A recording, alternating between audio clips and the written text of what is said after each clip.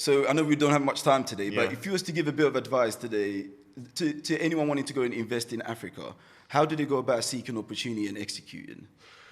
Whew. And So, the reason I ask for this is because on a personal level, Yeah. I mean, I was born in Ghana, West Yeah. Africa, but I left at the age of, I think, around 3 or 4-ish. Yeah. And I've been back on holiday. Yeah. Whenever I go back, it's just to enjoy myself. Yeah. And I'm starting to build businesses over here and Yeah. starting to put my ideas together. Yeah. But my heart is always set at home. Yeah. But then I've been fed all of these misconceptions about Africa, which I'm kind of starting to unravel at the moment. But Yeah. you're someone that's been there and done it in a Yeah. proven scale.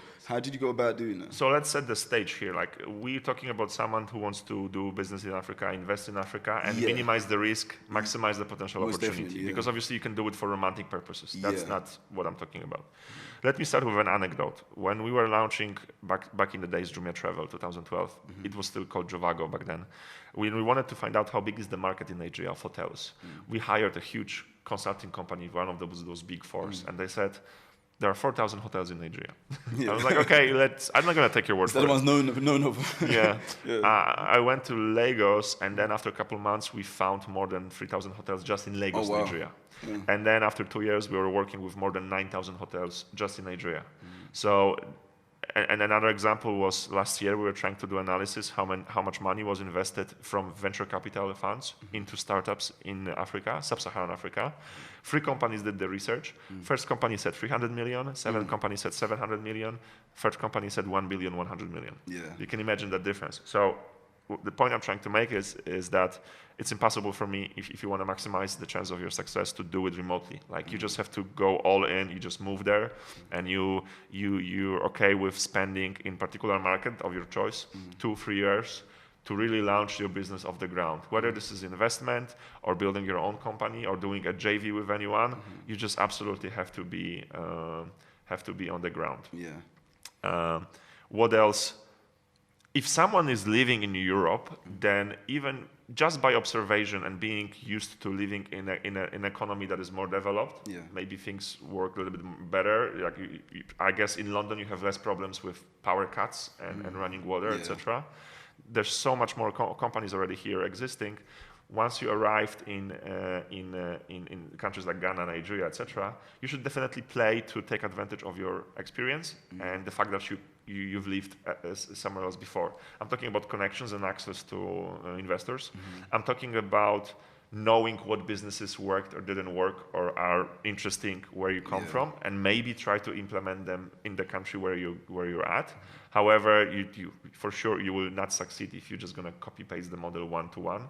I guess you can copy the business model or the idea for the business, but the execution will be like totally different story. Many times I've seen that people were just copying successful businesses from the States and Europe, trying to put them in Nigeria or Kenya.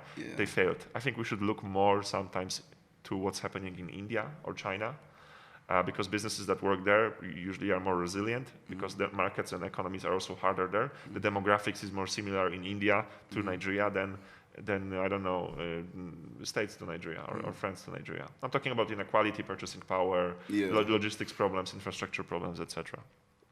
So that's the second thing. And the third thing is that, I mean, I would always play on building business in an area I'm an expert in. Just because you're eating in restaurants in London for many years doesn't mean you're going to open a restaurant in Lagos. That's the recipe for failure.